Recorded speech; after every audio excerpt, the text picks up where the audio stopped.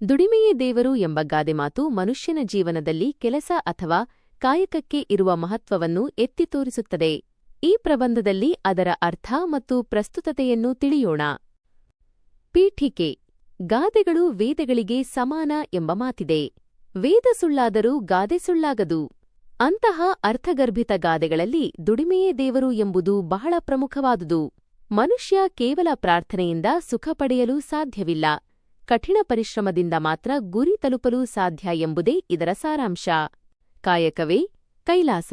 ಶರಣರ ಕ್ರಾಂತಿಯ ಹರಿಕಾರರಾದ ಬಸವಣ್ಣನವರು ಕಾಯಕವೇ ಕೈಲಾಸ ಎಂದು ಸಾರಿದರು.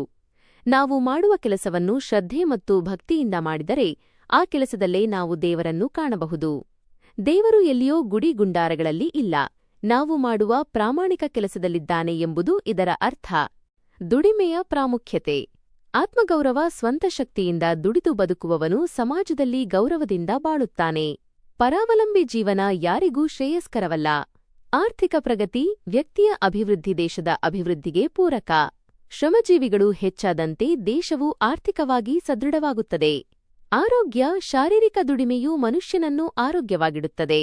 ಸೋಮಾರಿಗಳ ಮೆದುಳು ಸೈತಾನನ ಕಾರ್ಖಾನೆ ಎಂಬಂತೆ ಕೆಲಸವಿಲ್ಲದೆ ಕುಳಿತರೆ ನಕಾರಾತ್ಮಕ ಆಲೋಚನೆಗಳು ಹೆಚ್ಚಾಗುತ್ತವೆ. ಸಾಧನೆಗೆ ಹಾದಿ: ಜಗತ್ತಿನಲ್ಲಿ ಮಹಾನ್ ಸಾಧನೆ ಮಾಡಿದ ವಿಜ್ಞಾನಿಗಳು, ಕ್ರೀಡಾಪಟುಗಳು ಮತ್ತು ಉದ್ಯಮಿಗಳೆಲ್ಲರೂ ಕಠಿಣ ಪರಿಶ್ರಮಕ್ಕೆ ಮಾರುಹೋದವರೇ. ಉದಾಹರಣೆಗೆ ಬಿ.ಆರ್.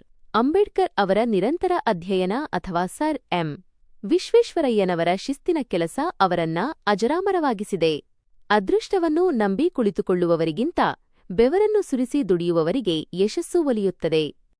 ಉಪಸಂಹಾರ: ದುಡಿಮೆ ಇಲ್ಲದ ಜೀವನ ಬಣ್ಣವಿಲ್ಲದ ಮಳೆಬಿಲ್ಲಿದ್ದಂತೆ. ಮನುಷ್ಯನಿಗೆ ಗೌರವ ತಂದುಕೊಡುವುದು ಅವನ ಹಣ ಅಥವಾ ಅಂತಸ್ತಲ್ಲ, ಬದಲಾಗಿ ಅವನು ಮಾಡುವ ಕೆಲಸ. ನಾವು ಯಾವುದೇ ಕೆಲಸವನ್ನು ಚಿಕ್ಕದು ಅಥವಾ ದೊಡ್ಡದು ಎಂದು ಭಾವಿಸದೆ ಅದನ್ನು ನಿಷ್ಠೆಯಿಂದ ಮಾಡಿದರೆ ಸಫಲತೆ ಖಂಡಿತ. ಆದ್ದರಿಂದ ಸೋಮಾರಿತನವನ್ನು ಬಿಟ್ಟು ದುಡಿಮೆಯನ್ನೇ ದೇವರೆಂದು ಪೂಜಿಸೋಣ.